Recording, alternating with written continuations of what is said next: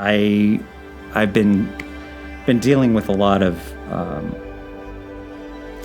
I guess, personal things that I'm depressed about. I actually made, I became my idol, meaning that I was focused so much on how I was a failure that I was putting the focus on me. When if I had focused on God and who I was, I experienced joy.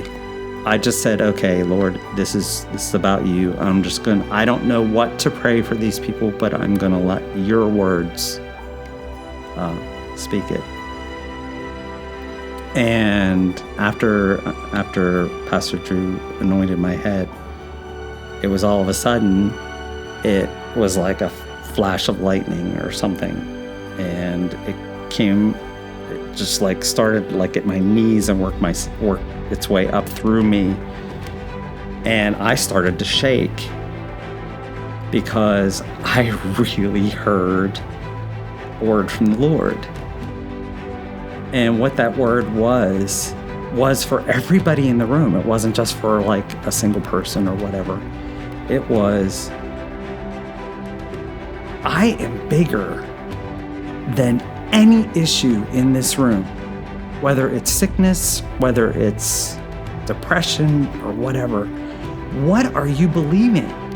Getting the word from the Lord and walking out of the church, how could you not be joyous? So it set the precedent really for the week. And I'm not denying that, it's an everyday thing because we wake up and it's, life happens.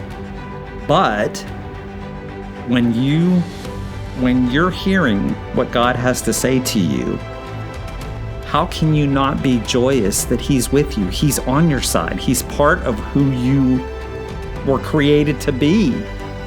And to know that He's got your back.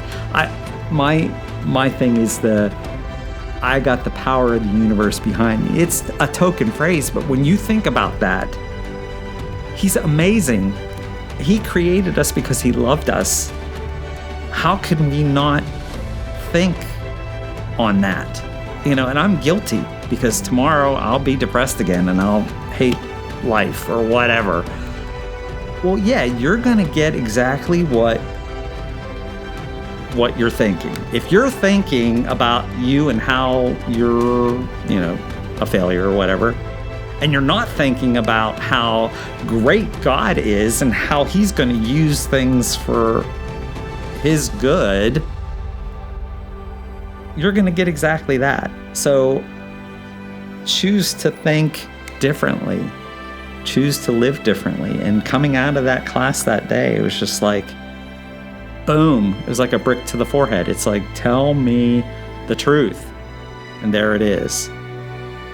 So that was one of the first times, that, I have heard from the Lord, but I haven't heard from the Lord. And I think what License to Roar did for me was, I have authority based on what Jesus did in His death, burial, and resurrection that God gave to me. I should be living out of that